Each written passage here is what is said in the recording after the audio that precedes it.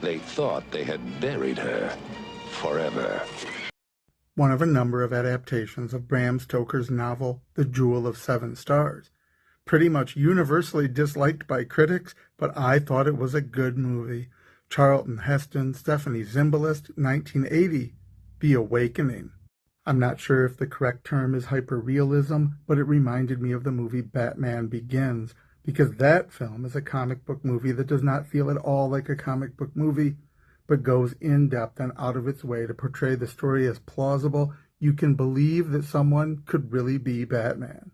Telling a story about an ancient mummy's curse and the possibility of reviving, even resurrecting an ancient person requires a degree of suspension of disbelief.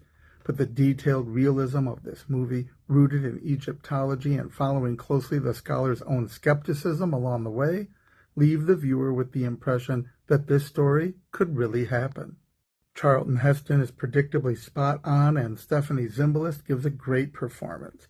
The realistic tint means that it's slow in places and leans into dialogue a little too much, but in the end I thought the efforts paid off, and it was a solid, realistic feeling historical horror piece.